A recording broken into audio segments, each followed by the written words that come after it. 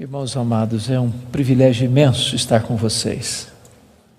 E a minha oração é que nesta noite Deus, na sua bondade, derrame graça sobre nós e nos edifique pela sua palavra. Hoje eu quero conversar com vocês sobre um livro da Bíblia, um livro poético, mas um livro complexo, que tem uma mensagem extremamente oportuna para o meu e para o seu coração. E a minha oração é que a história deste livro, que a história desse personagem, nos encoraje, nos abençoe, nos fortaleça. Por isso eu quero convidar você para abrir sua Bíblia comigo no livro de Jó, no capítulo 1. Jó, capítulo 1. Nós vamos ler dos versos 6 a 12. Jó, capítulo 1, 6 a 12.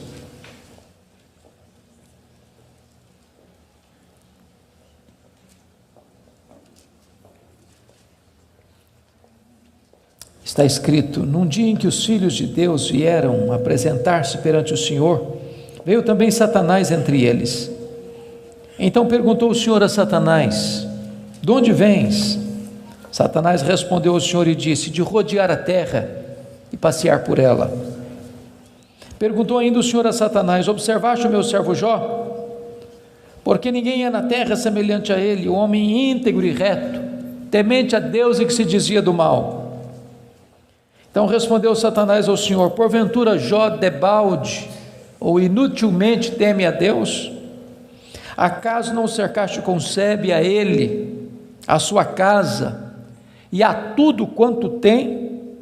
A obra de suas mãos abençoaste, os seus bens se multiplicaram na terra.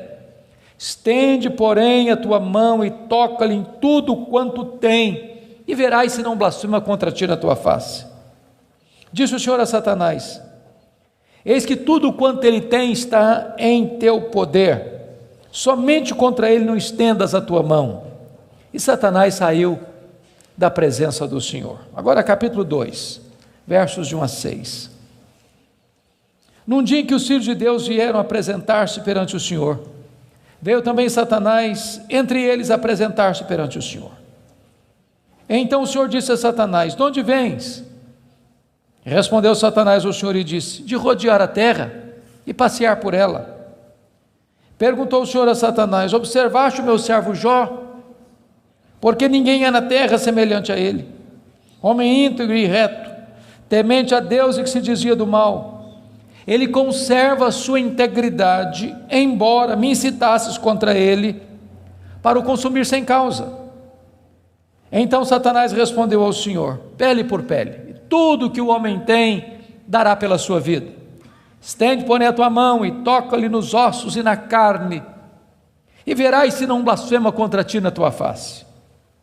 Disse o Senhor a Satanás: eis que ele está em teu poder, mas poupa-lhe a vida.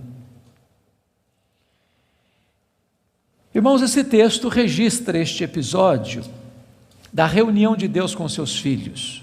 E eu quero crer que aqui são os anjos. Eu quero crer que esta reunião aconteceu nas regiões celestes. E a Bíblia não nos dá muitos detalhes, mas nos informa que Satanás apareceu por lá. E é curioso que quem provoca a conversa é Deus, perguntando para Satanás: de onde vens? Satanás responde: de rodear a terra e passear por ela. Satanás é uma espécie de turista inveterado. Ele está por aí, está de olho, está antenado, está procurando uma brecha, está procurando alguém para devorar. E Deus cutuca de novo perguntando assim: observaste o meu servo Jó? E Deus dá o currículo de Jó. Não tem ninguém na terra semelhante a ele. Em outras palavras, é o homem mais piedoso dessa geração. Homem íntegro. Íntegro é aquilo que você é com a porta do quarto trancada sem ninguém observando. Homem reto. Reto é aquilo que você é em público e todo mundo está vendo. Homem temente a Deus, princípio da sabedoria. Homem que se desvia do mal, deliberadamente santo. Satanás poderia ter respondido assim: bom, esse eu não conheço ainda não, ando meio ocupado, tenho outras prioridades, quem sabe um dia eu dou uma olhada nele. Mas não foi a resposta de Satanás. Satanás respondeu assim: mas também puderas, desse jeito aí, qualquer um te adora. Tu tens abençoado a vida deste homem, tu tens cercado a casa deste homem com uma grande muralha de proteção, os bens deste homem multiplicam na terra, tudo que esse cara bota a mão vira dinheiro. Desse jeito aí, qualquer um te adora. E Satanás insinua duas coisas aqui. Primeiro, ele insinua que Deus precisa subornar as pessoas com bênçãos para receber delas adoração. Satanás insinua que ninguém adora a Deus por quem Deus é, apenas por aquilo que Deus dá. Satanás insinua que as pessoas só se aproximam de Deus por causa das bênçãos de Deus e não por causa do caráter de Deus. Satanás insinua mais. Ele insinua que Jó não é honesto quando adora a Deus. Ele insinua que Jó descobriu que religião é uma grande sacada, que esse negócio de religião dá lucro, que o vetor que move Jó em direção a Deus é o lucro. Mas se Deus tirar de Jó o que o próprio Deus deu para Jó, esse Jó blasfema, em vez de adorar. A grande pergunta é: o que um homem tem? Um homem tem família, um homem tem bens. Satanás diz para Deus: toca no que ele tem, e verás se não blasfema contra ti na tua face. Satanás levanta aqui duas teses. A primeira delas: ninguém ama mais a Deus do que o dinheiro. Segunda tese: ninguém ama mais a Deus do que a família.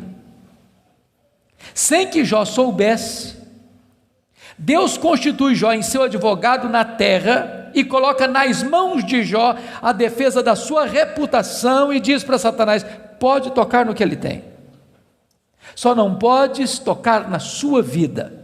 Em outras palavras, Satanás é um ser limitado e limitado por Deus.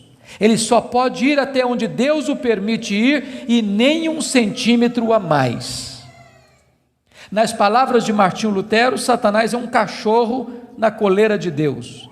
Ele só pode ir até onde a coleira o permite ir e nem 1 centímetro a mais. O nosso Deus manda no céu, o nosso Deus manda na terra, o nosso Deus manda no inferno. Ele manda nos anjos, ele manda nos homens, ele manda nos demônios. Agora, com a permissão de Deus, obviamente, Satanás sai dali para fazer um verdadeiro terremoto na vida financeira de Jó. Confira comigo, capítulo 1, versículo 3, quão rico era esse homem. Na parte final do verso 3, somos informados de que este homem era o maior de todos os do Oriente. Sabe o que significa isso? Ele era o homem mais rico da sua geração. Já fomos informados que ele era o mais piedoso. Agora somos informados que ele é o mais rico. E aqui cai um mito. O mito de que um homem rico não pode ser piedoso. Não é verdade isso. É possível ser rico e o mais rico, e é possível esse rico ser piedoso e o mais piedoso. O problema não é ter dinheiro, o problema é o dinheiro nos ter. O problema não é ter dinheiro no bolso, o problema é entronizar dinheiro no coração. O problema não é o dinheiro, o problema é o amor do dinheiro. Agora notem vocês que no capítulo 1, versículo 15, 16 e 17, Satanás vai usar 3 elementos para levar Jó à falência: os sabeus, o fogo e os caldeus.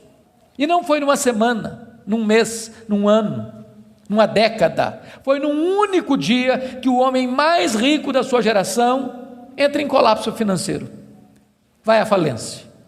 Ora, você e eu conhecemos gente que por muito menos blasfema contra Deus, por muito menos levanta os punhos contra os céus, por muito menos dá um tiro na cabeça. A pergunta é: será que a tese de Satanás era verdadeira? Será que ninguém ama mais a Deus do que o dinheiro? Será que Jó blasfemaria contra Deus? A resposta está no versículo 21 do capítulo 1. Quando Jó recebe a notícia de que ele está falido, Ele diz assim: nu saí do ventre da minha mãe, nu eu voltarei. Sabe o que ele está dizendo? Eu não trouxe nada para o mundo, eu não vou levar nada do mundo, portanto o que eu ganhei entre o berço e a sepultura não é a razão da minha vida. Ele derrota a primeira tese de Satanás, ele prova que ele ama mais a Deus que o dinheiro, ele prova que ele serve a Deus, não por aquilo que Deus dá, mas por quem Deus é. Mas agora vem a segunda tese: ninguém ama mais a Deus do que a família. Vocês concordam comigo certamente, e quem tem mais de 2 filhos aqui, sabem disso, ou 2 filhos, a partir de 2 filhos, os filhos não são naturalmente unidos, não são. Quando você vê uma família unida, os filhos unidos, pode saber, por trás tem um pai, tem uma mãe que acompanha, que orienta, que aconselha, que intercede, que exorta, que costura essa unidade. Agora, quando tem dinheiro é mais complicado ainda, porque dinheiro não tem liga, dinheiro não tem amálgama. Se você perceber no capítulo 1, versículo 2, Jó tinha 7 filhos e 3 filhas.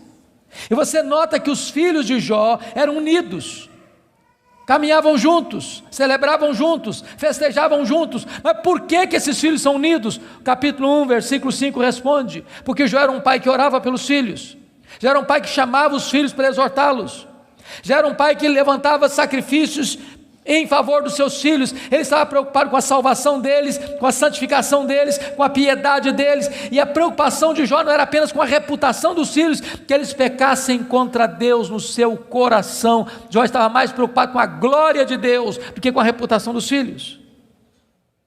Mas agora, com a permissão de Deus, não foi um dia, uma semana depois, um mês depois, um ano depois, nem uma década depois, foi no mesmo dia da tragédia financeira, que Jó recebe o mais amargo recado: seus 10 filhos morreram num único acidente. Agora pense comigo, o que é um homem, o que é um pai, o que é uma mãe, levar para o cemitério todos os seus filhos num único dia? Como é que ele volta de lá? Como é que ele recomeça a vida? Como é que ele se ergue do luto? Como é que ele escreve dali para frente o seu futuro? Será que Jó blasfemaria contra Deus?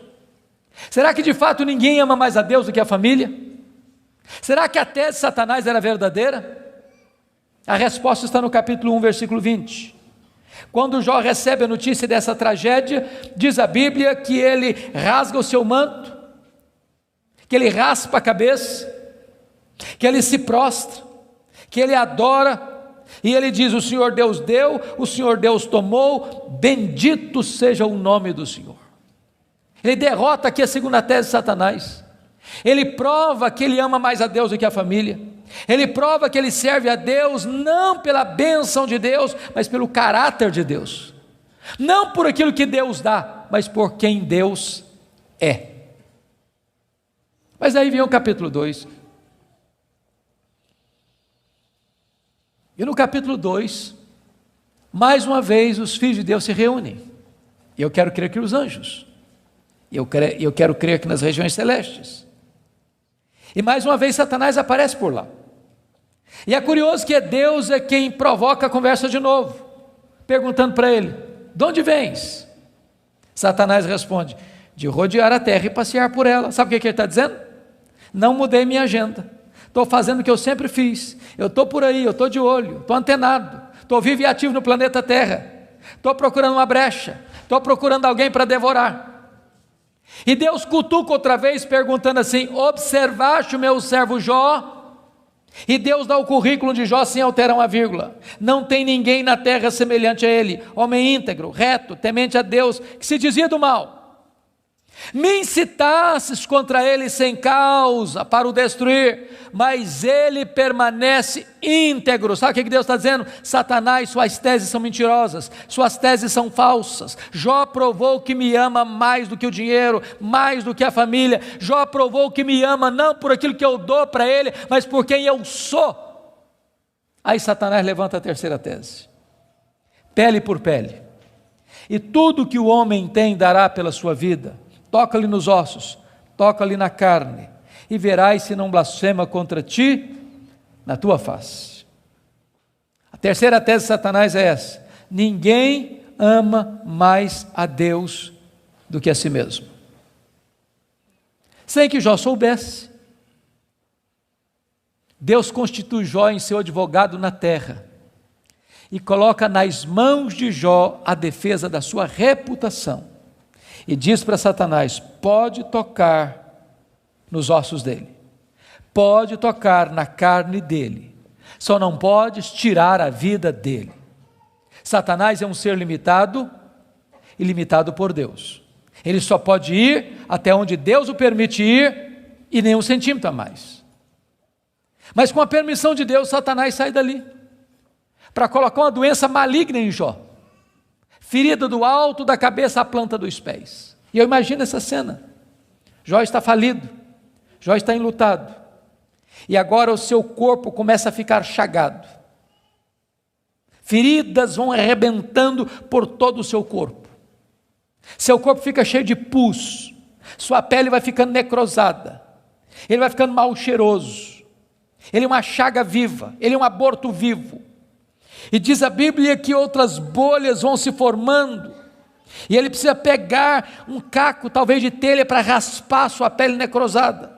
Bolhas vão se formando e se formando, e ele tem que morder nessas bolhas para tentar aliviar a sua dor. Ele não consegue comer, ele não consegue dormir, a dor não dá pausa, não dá trégua, e ele vai ficando magro, magérrimo, macérrimo, encarquilhado, de couro furado pelas costelas em ponta, no auge da sua dor, do seu desespero.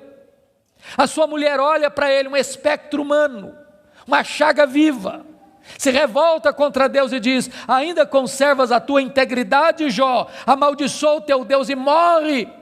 Deus não é digno de ser adorado no sofrimento, acaba com isso, tenha hombridade e coragem de dar cabo da sua vida. E Jó responde para ela no capítulo 2, verso 10: tu falas como uma louca, nós temos recebido o bem de Deus, não receberíamos também o mal?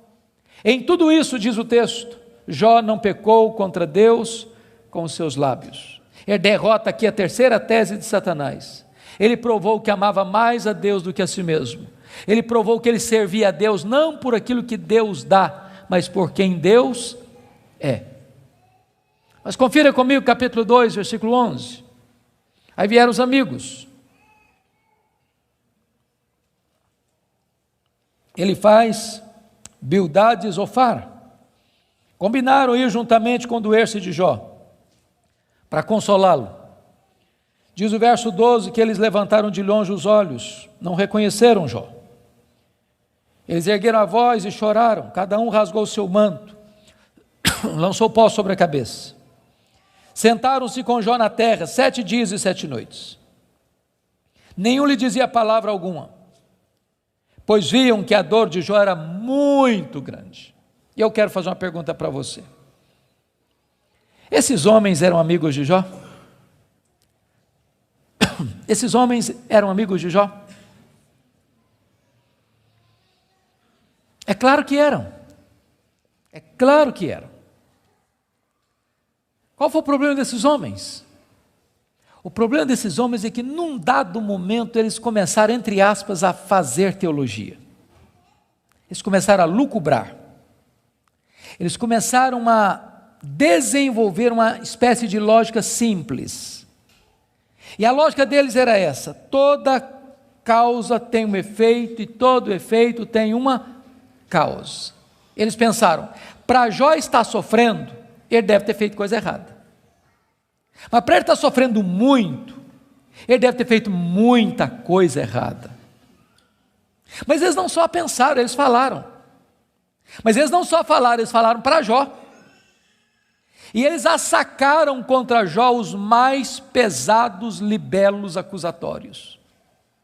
Chamaram Jó de adúltero, chamaram Jó de ladrão, chamaram Jó de louco. Falaram para Jó que Deus havia matado os filhos dele por causa da loucura dele. Falaram para Jó que ele tinha ficado rico porque tinha roubado os órfãos e as viúvas. E eles foram massacrando Jó. E eles foram cravejando Jó com as suas setas mais venenosas. E eles foram esmagando Jó com as suas críticas mais desumanas e cruéis. Eles foram passando Jó debaixo do rolo compressor da impiedade. O que é que Jó fez? O que você e eu faríamos? Ele começa a perguntar assim para Deus: por que, meu Deus? Mas por que eu estou sofrendo? Mas por que a minha dor não cessa? Mas por que os meus filhos morreram? Mas por que eu não morri no ventre da minha mãe? Mas por que eu não morri ao nascer? Mas por que os seios da minha mãe não estavam murchos de leite para eu morrer de fome? Mas por que o Senhor não me mata de uma vez? Ele levantou aos céus 16 vezes esta mesma pergunta: por quê? Por quê? Por quê? Por quê? Ele levantou aos céus 34 queixas contra Deus. Sabe qual foi a resposta de Deus para ele? O total silêncio. Nenhuma palavra, nenhuma explicação, nenhuma luz no fim do túnel, nenhum sinal do seu favor. E eu posso garantir a vocês que pior do que sofrer é sofrer sem explicação. O silêncio de Deus grita mais alto nos nossos ouvidos do que o barulho mais ruidoso das circunstâncias mais adversas. Se vocês não estão notando, Jó está sendo golpeado por todos os lados. Ele está sendo encurralado, emparedado, entrincheirado por circunstâncias medonhas.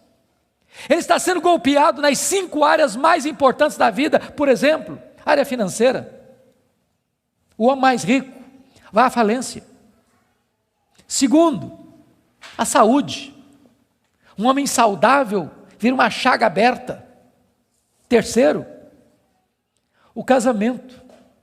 Na hora que esse cara mais precisava do apoio da mulher dele, ela disse assim para ele: morre, homem, mas morre logo. Chega, para com isso, morre. Quarta área, os filhos. Irmãos, não é natural pai enterrar filhos. Não é natural. Não é natural. Um dia um médico que acabara de sepultar o seu filho caçula, disse para mim com lágrimas nos olhos: pastor, eu não aceito isso, o meu filho ter furado a fila. Isso não é natural. Quinta área que Jó está sendo golpeado: as amizades. Aqueles que vieram para serem consoladores e aplicarem um azeite terapêutico do refrigério, aplicam-lhe o vinagre das críticas mais amargas. Esse homem está sendo golpeado por todos os lados. Esse homem, na verdade, está no fundo de um poço. Não tem mais nada para perder. Mas quando você está no fundo de um poço, só tem uma direção para olhar: é para cima. É para o alto, é para Deus. E quando ele olhou para cima, ele arranca do peito um brado de esperança e diz assim: mas uma coisa eu sei, é que o meu Redentor vive, e por fim revestir este meu corpo de pele, eu verei o meu Redentor. Quando ele desse brado de esperança, daqui a pouco Deus rompe o silêncio, e Deus começa a falar com ele. Mas quando Deus rompe o silêncio, Deus não responde nenhuma das 16 perguntas de Jó. Quando Deus rompe o silêncio, Deus não responde nenhuma das 34 queixas de Jó. Quando Deus rompe o silêncio, Deus faz 70 perguntas para Jó. Todas perguntas retóricas, todas perguntas que não têm uma resposta. Deus pergunta para Jó assim: ô Jó, onde você estava quando eu lançava os fundamentos da terra? Ô Jó, onde você estava quando eu espalhava as estrelas no firmamento? Ô Jó, onde você estava quando eu cercava as águas do mar para elas não invadirem a terra? Ô Jó, me explica aí, onde fica o reservatório do vento? Me explica, Jó, como é que eu formo a geada? E Deus foi abrindo as comportas dos céus e despejando em catadupas, torrentes caudalosas do seu conhecimento, da sua majestade, da sua soberania sobre Jó. E Jó, ao ser esmagado por esta gloriosa revelação de Deus, ele foi se encolhendo, ele foi se encolhendo, ele foi se encolhendo, ele foi se encolhendo. para descobrir as 5 verdades mais sublimes da sua vida, que mudaram a sua história. Verdades essas que, espero em Deus, impactem nesta noite o seu e o meu coração. Que verdades são essas? Vá comigo, por favor, para o capítulo 42 deste mesmo livro.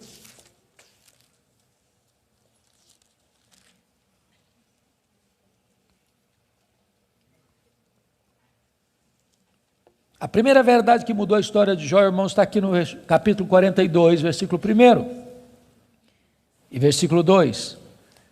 Então respondeu Jó ao Senhor: bem sei que tudo podes. Primeira coisa que ele descobre é a onipotência de Deus. Deixa eu dizer uma coisa para você maravilhosa.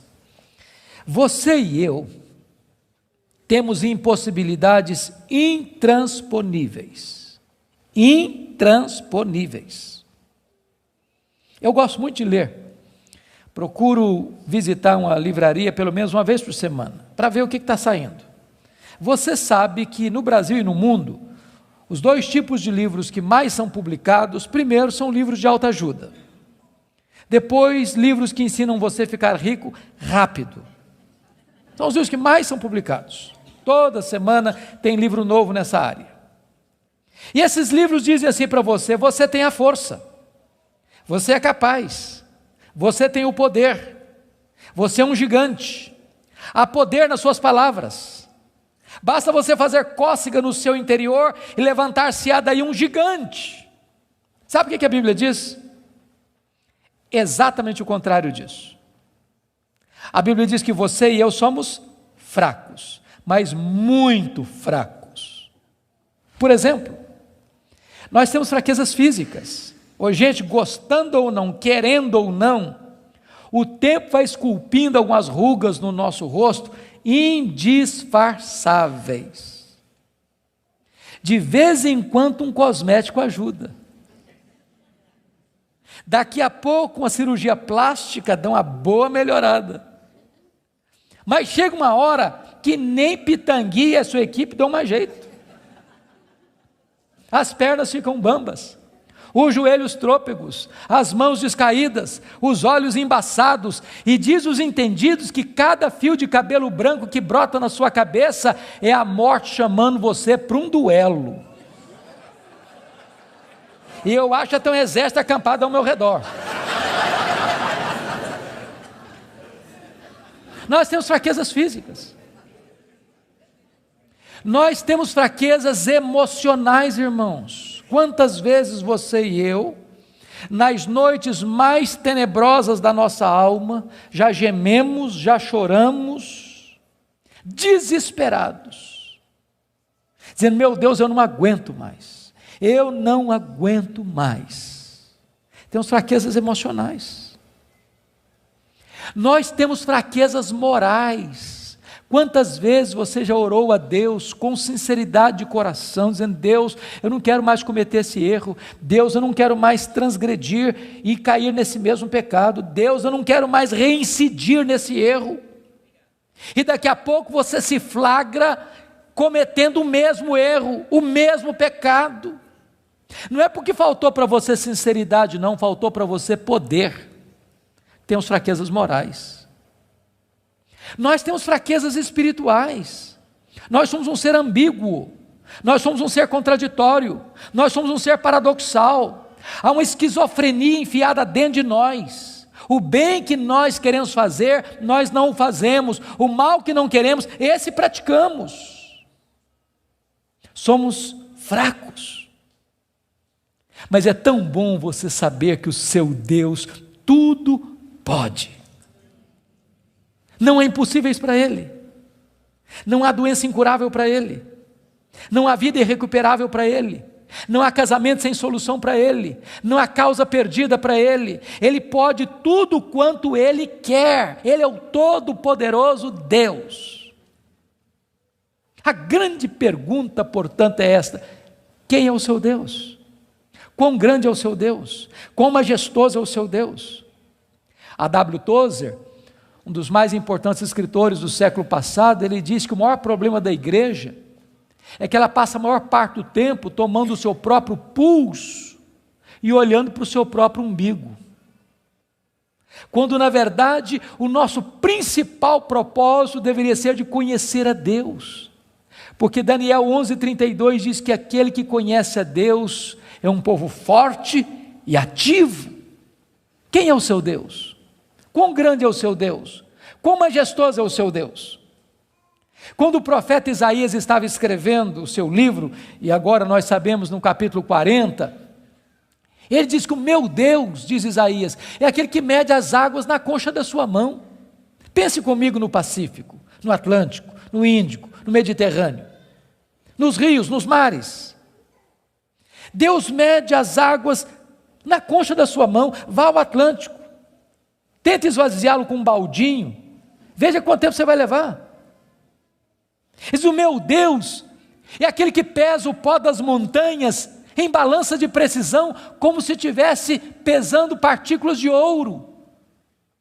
Ele diz: o meu Deus, ele mede os céus a palmos. Ele diz: o meu Deus espalha as estrelas no firmamento, e por ser forte em força e grande em poder, quando as chama, nenhuma delas vem a faltar. Agora pergunte para um astrônomo: qual é o tamanho desse universo que Deus mediu a palmos? Sabe qual é a resposta dele? Eu não sei. Mas você sabe. Você sabe. Você sabe que o universo não é infinito, porque a infinitude é um atributo exclusivo de Deus. Mas os astrônomos afirmam que o nosso universo tem mais de 93 bilhões de anos-luz de diâmetro. O que significa isso? Significa que se você pudesse voar à velocidade da luz, 300 mil quilômetros por segundo, nessa velocidade você demoraria mais de 93 bilhões de anos para ir de uma extremidade à outra do universo. Pois Deus criou tudo isso, Ele é maior do que tudo isso, Ele é seu Pai, e Ele está dizendo: Ele tudo pode. Pergunte a um astrônomo quantas estrelas existem. Sabe qual é a resposta dele? Eu não sei. Mas eles afirmam categórica e insofismavelmente que há mais estrelas no universo do que grãos de areia em todas as praias e desertos do nosso planeta. Vá um dia à praia, encha a concha da sua mão de areia, leve para casa, bote numa tábua de vidro e conte quantos grãos de areia você consegue colocar na concha da sua mão. Há mais grãos de areia, há mais estrelas no firmamento que todos os grãos de areia de todas as praias e desertos do nosso planeta. Deus não apenas criou todas elas, Deus conhece cada uma delas pelo nome, e por ser forte em força e grande em poder, quando as chama, nenhuma delas vem a faltar. Este é o seu Deus, Ele tudo pode. Mas não é apenas o macro-universo que nos impressiona, não, o micro também. Se você for hoje na sua casa, lá no quintal ou na varanda que tem uma planta, tire lá uma folha, por mais tenra e delgada que ela seja, ela é tão complexa quanto a região metropolitana da Grande Campinas. Chegue em casa hoje, vá na geladeira, pega um ovo, quebre numa frigideira. Aquela gema é mais complexa do que qualquer máquina que o homem jamais inventou. Dr. John Wilson, que é uma das maiores autoridades em oftalmologia no mundo, disse que há em cada um dos nossos olhos em torno de 2 milhões de fios duplos encapados, e se não for assim haveria um curto-circuito e nós ficaríamos cegos. Dr. Marshall Nirenberg, prêmio Nobel de Biologia, fez uma das mais fantásticas descobertas no século passado. Ele descobriu que nós somos um ser programado geneticamente. Ele descobriu que nós somos um ser computadorizadamente, geneticamente. Ele descobriu que você e eu temos em torno de 60 trilhões de células vivas no nosso corpo. Ele descobriu que em cada uma dessas células nós temos 1,70 m de fita DNA, onde estão gravados e computadorizados todos os nossos dados genéticos, a cor dos nossos olhos, a cor da nossa pele, o nosso temperamento. Se você espichar a fita DNA do seu corpo, você tem 102 trilhões de metros de fita DNA, você tem 102 bilhões de quilômetros de fita DNA no seu corpo. Daria para dar diversas voltas no sistema planetário. Dr. Lowy vai dizer que códigos de vida não se originam espontaneamente. Códigos de vida não se originam de uma explosão de milhões, de uma explosão, a mega explosão cósmica. Códigos de vida não se originam de uma evolução de milhões e milhões de anos. Códigos de vida foram plantados em você pelo Deus Todo-Poderoso, Criador dos céus e da terra. Ele tudo pode. Deixa eu ilustrar isso para você. Um pai caminhava pela rua com seu filho de 4 anos. Eu acho que todos vocês concordam comigo que as crianças parece que fizeram um curso de pós-doutorado em perguntas difíceis. Eu não conheço ninguém que faz pergunta mais complicada do que criança. E o menino voltou para o pai e perguntou assim: papai, qual é o tamanho de Deus? E o pai engasgou, porque não tinha uma resposta pronta para um menino de 4 anos. Permaneceu em silêncio, continuou caminhando. Daqui a pouquinho o pai escuta o ronco das turbinas de um avião supersônico lá nas alturas excelsas e diz: filho, olha para cima. O menino olhou: está vendo aquele avião, filho? Estou vendo, papai, estou vendo. Qual é o tamanho daquele avião, filho? Ah, papai, muito pequeno, estava muito longe.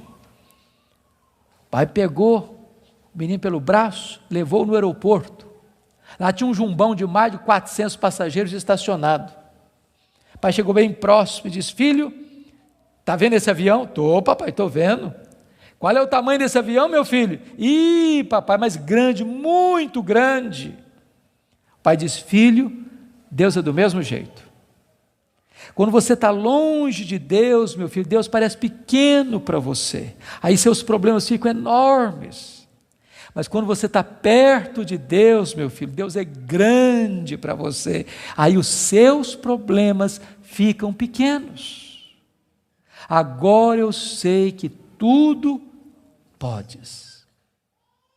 A segunda verdade que mudou a vida de Jó está aí no versículo 2. E nenhum dos teus planos pode ser frustrado. Irmãos, não tem acaso, não tem sorte, não tem azar, não tem determinismo, não tem feitiço, não tem esse negócio de olho gordo. Você não precisa ter medo de sexta-feira 13. Você sabe que a mão de Deus dirige o seu destino. Nem um fio de cabelo da sua cabeça pode ser tocado sem que Deus saiba, sem que Deus permita, sem que Deus tenha um propósito. Quando você entende que Deus governa o universo, que Deus governa até uma folha que cai no outono, que nenhum pássaro, nenhum pardal pode cair ao chão sem que Deus saiba e permita, você vai entender que você não é uma lasca de lenha jogada no mar da vida, empurrado de um lado para o outro ao sabor das circunstâncias. A sua vida está nas mãos daquele que está assentado na sala de comando do universo. Ele está no controle. Não há acaso, não há azar, ele dirige o seu destino. Você pode dizer como Paulo: sabemos que todas as coisas cooperam para o bem daqueles que amam a Deus, daqueles que são chamados segundo o seu propósito.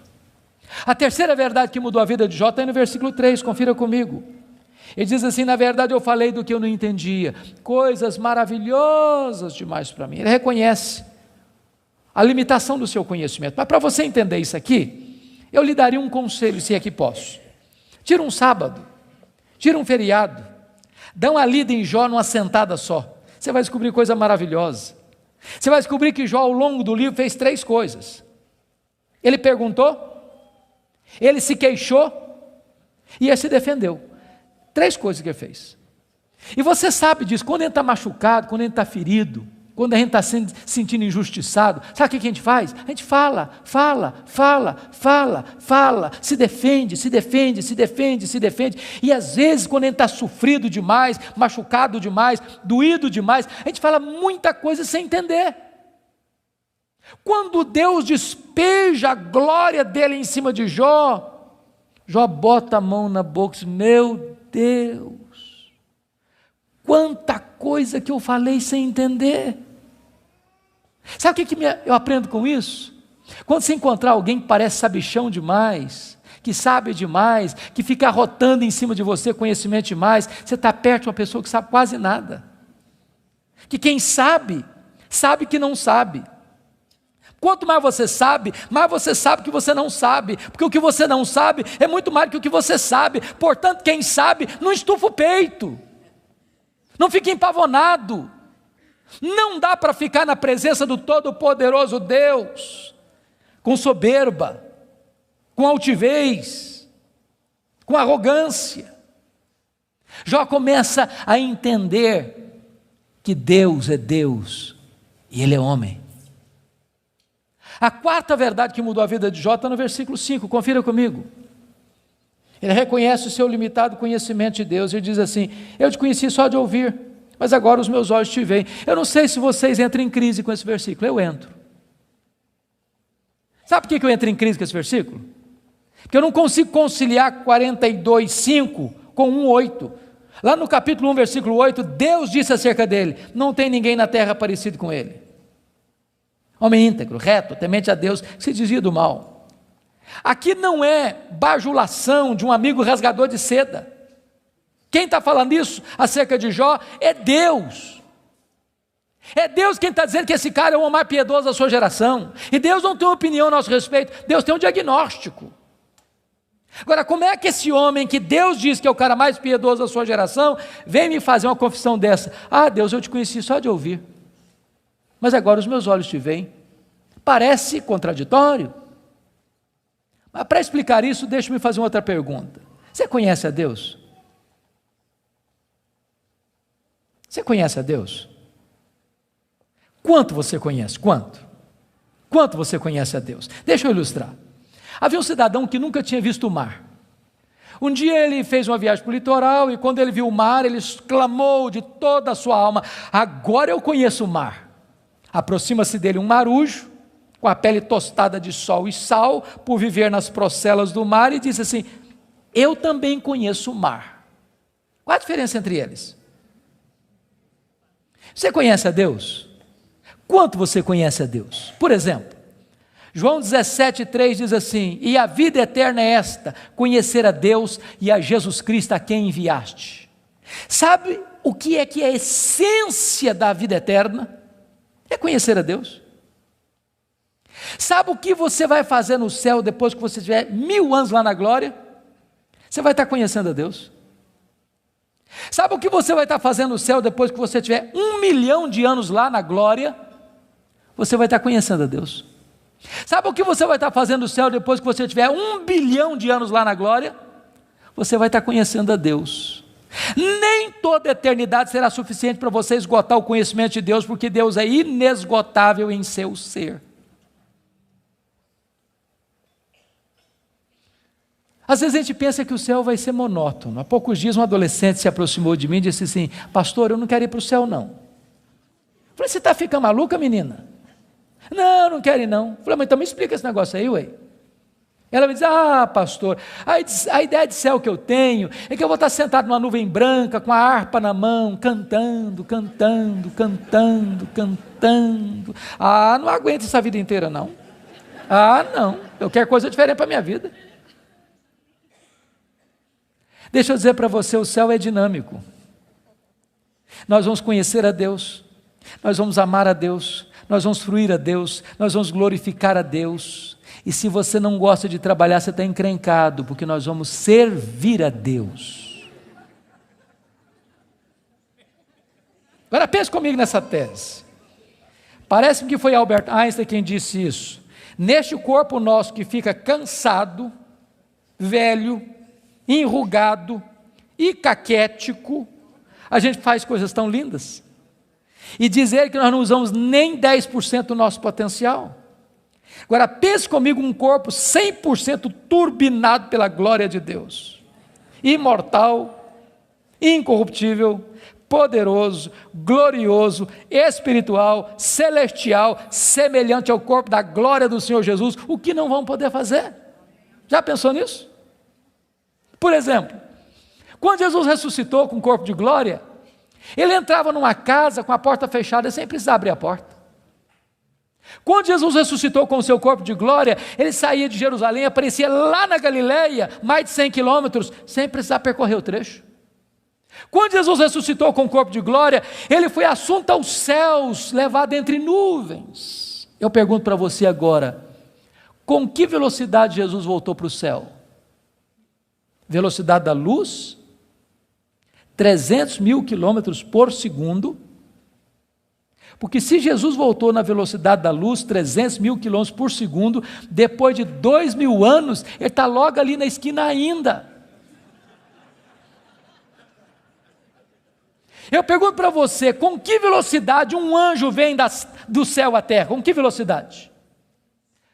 A Bíblia diz que lá no Getsemane, Jesus disse para Pedro assim, bota essa espada na bainha aí, se eu precisasse de ajuda, eu rogaria ao Pai, ele me mandaria mais de 12 legiões de anjos. Quantos são 12 legiões de anjos? 72 mil anjos. Com que velocidade eles viriam? No estalar de dedos. O que significa isso? Significa que os anjos não estão sujeitos às mesmas leis que nos governam, de tempo, de espaço, de tamanho. A Bíblia diz que nós vamos ser como os anjos, não no sentido de que não teremos um corpo, mas vamos viver na mesma dimensão. Nós vamos habitar e reinar com Cristo nos novos céus e na nova terra. Vamos servir a Ele, vamos trabalhar para Ele, vamos glorificar a Ele, vamos conhecê-lo, e jamais chegará um dia na eternidade que a gente possa dizer assim, agora eu conheço tudo a respeito de Deus, não tem mais nada para conhecer, porque esse dia jamais chegará, porque Deus é inesgotável em seu ser. Agora eu entendo Jó, sabe o que o Jó está dizendo? Deus, eu só estou arranhando a superfície, só arranhando a superfície, tem mais, tem muito mais, tem infinitamente mais. Agora eu entendo o profeta, conheçamos e prossigamos em conhecer o Senhor. Mas a última verdade que mudou a vida de Jó está no versículo 6, confira comigo. Ele diz assim, por isso eu me abomino e eu me arrependo no pó e na cinza. Ele reconheceu a enormidade do seu pecado. E aqui eu entro em crise de novo. Porque essa confissão aqui cabe bem na boca de um ladrão, de um assassino, de um adúltero, de um corrupto. Mas não cabe na boca do camarada que o próprio Deus diz que ele é o mais piedoso da sua geração. Eu me abomino. E eu me arrependo no pó e na cinza. Como é que você vai entender isso?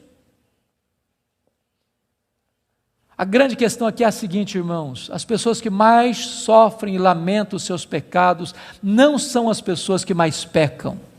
As pessoas que mais choram, lamentam e confessam os seus pecados são as pessoas que mais perto de Deus andam. Quem anda longe de Deus nem consciência de pecado tem.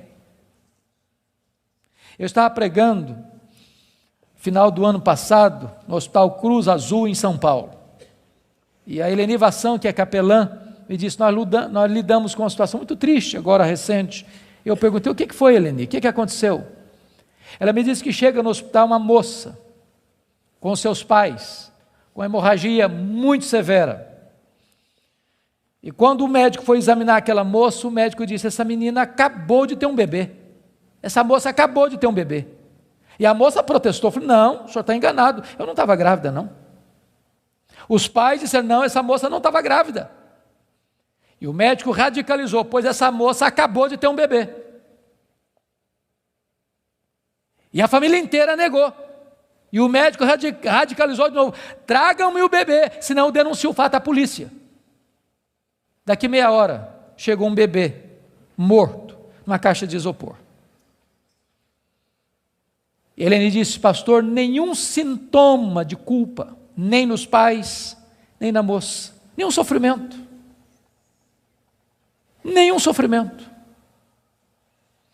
Há poucos dias em São Paulo eu vi um cidadão que recebeu 3 mil reais para matar uma outra pessoa, pistoleiro de aluguel.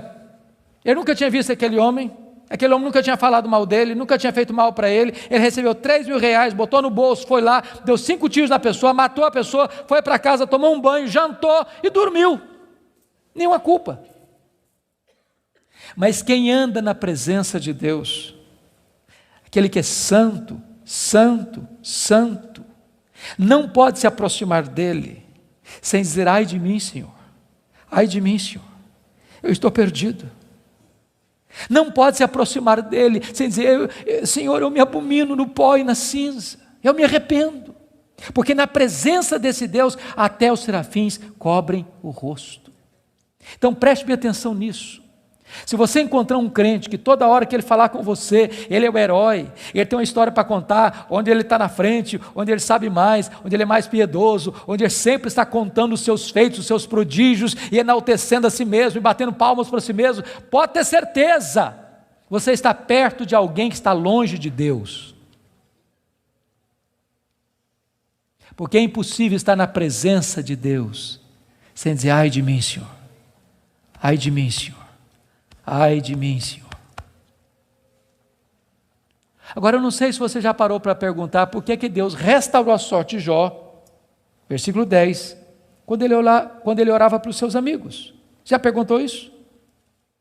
Por que Deus restaurou a sorte dele quando ele orava pelos seus amigos? Deixa eu fazer uma perguntinha para você. Alguém já falou mal de você alguma vez? Ou você é um cara tão espiritual que nunca ninguém falou mal de você? O que você sente quando alguém fala mal de você? Você fica feliz? Você dá pulos de alegria? O que vocês acham que Jó sentiu quando os amigos dele falaram assim: você é um ladrão, cara?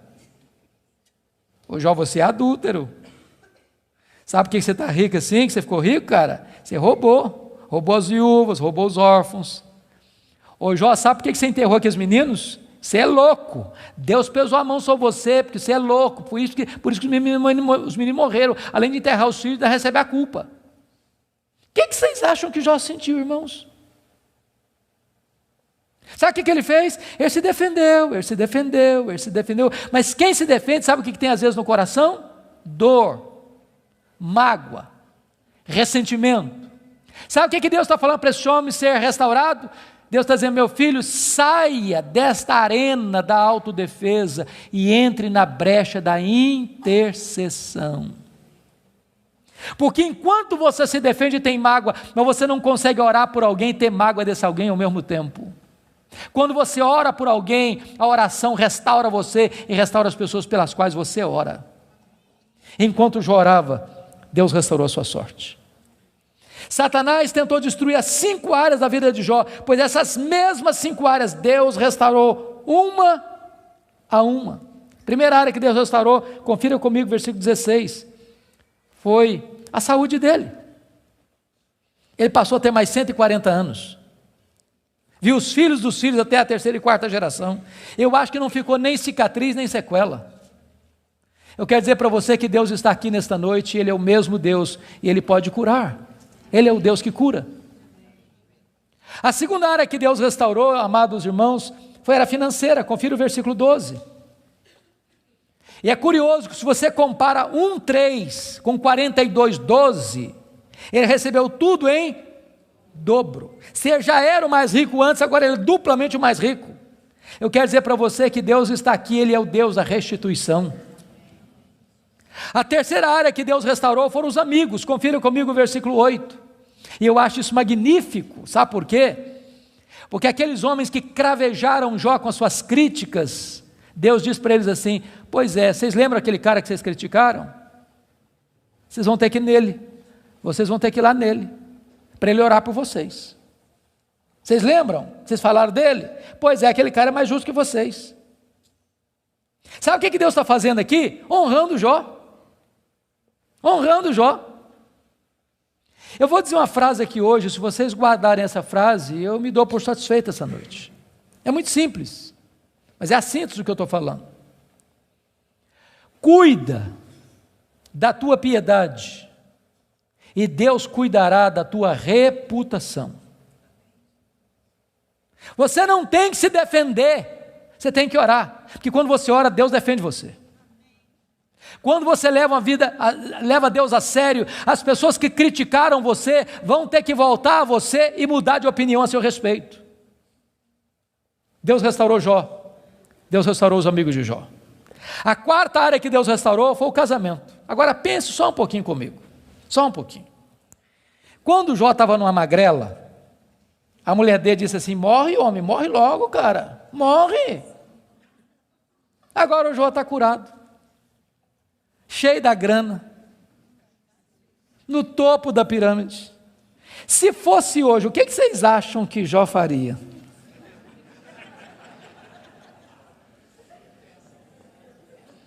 Eu acho que ele ia dizer assim: você queria que eu morresse, né?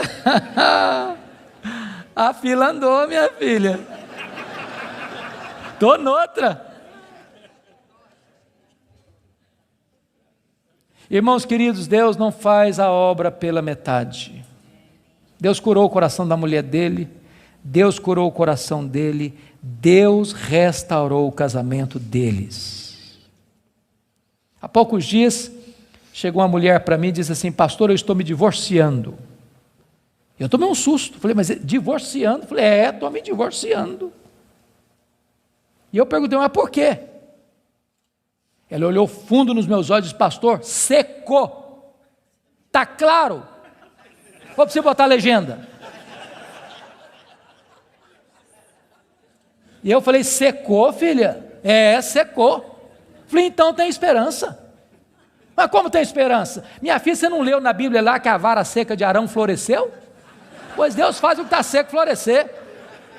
Ela falou: pastor, o senhor está meio bruto, o senhor não me entende não, o senhor não compreende a minha linguagem, não, eu estou falando do senhor que morreu. Está claro agora? Morreu. Eu falei: morreu, filha? Morreu, sim, senhor. Eu falei: então tem esperança.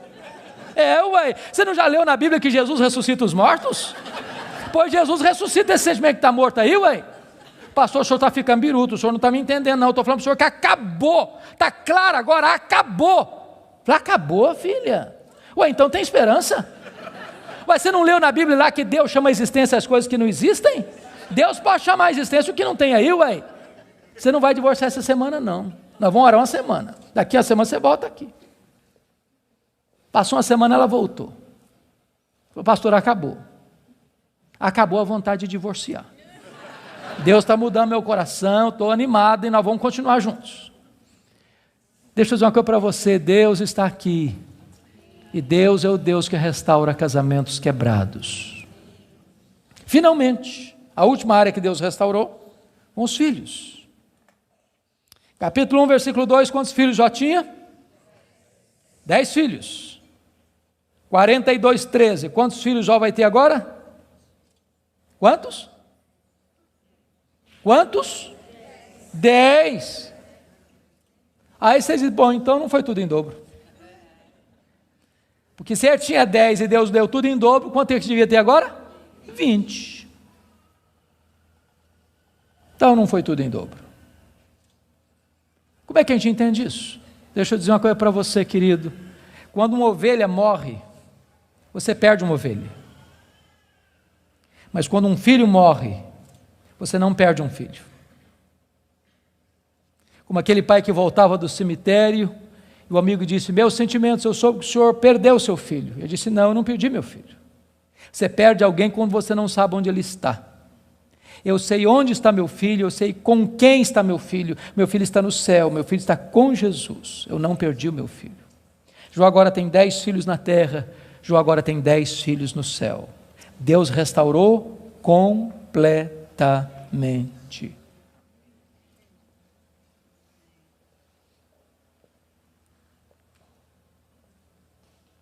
Sabe qual era a intenção de Satanás? Colocar Jó longe de Deus. Sabe o que Satanás conseguiu? Colocar Jó mais perto de Deus. Sabem por quê? Porque os planos de Deus não podem ser frustrados. Que grande Deus nós temos. Que maravilhoso Deus nós temos. Que majestoso Deus nós temos. Você e eu fomos criados para a glória de Deus. Você e eu vivemos para a glória de Deus. A vida não faz sentido longe de Deus. Ele é a razão da nossa vida.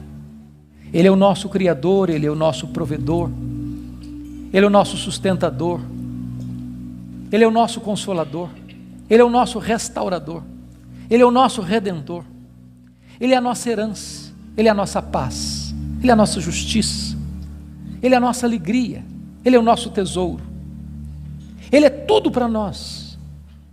A vida sem Ele não tem graça, não tem sentido. Você tem um vazio dentro de você com o formato de Deus, e só Deus pode preencher esse vazio.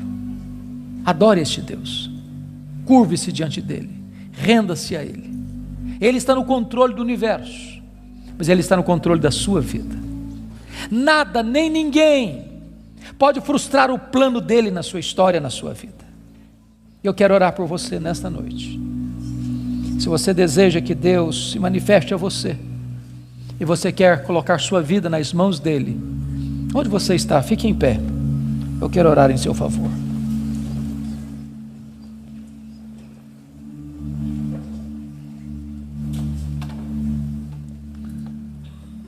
Ó Deus, nós te adoramos nesta noite, porque só Tu és Deus, o Todo-Poderoso Deus, o Deus que não é forjado por mãos humanas, o Deus que não foi criado pela imaginação dos homens, o Deus que é, o Deus eterno, o Deus criador, sustentador da vida, o Deus da nossa salvação.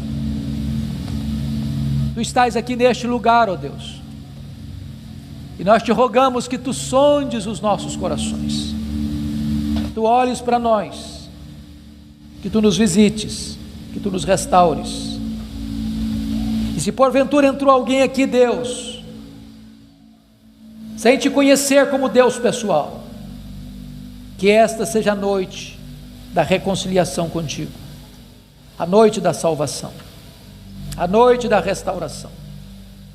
Se alguém entrou aqui, Deus, passando crises na vida financeira, na saúde, no casamento, na relação com os filhos, na relação com os amigos, que essa seja uma noite de cura e de restauração. Se alguém entrou aqui, Deus, cheio de perguntas e de queixas, sem respostas, que nesta noite Tu te reveles a este coração, dando respostas aos céus, que aliviem a alma, que aquietem o coração. Conceda a Tua graça sobre o Teu povo, derrama sobre nós a luz do Teu rosto. Queremos viver para Te conhecer, para Te honrar, para Te exaltar, para nos deleitarmos em Ti, porque Tu és a fonte de todo o nosso prazer. Glória ao Teu nome, pela Tua palavra, glória ao Teu nome, pela Tua igreja, glória ao Teu nome, pelas famílias aqui presentes, glória ao Teu nome, por esse tempo precioso de culto.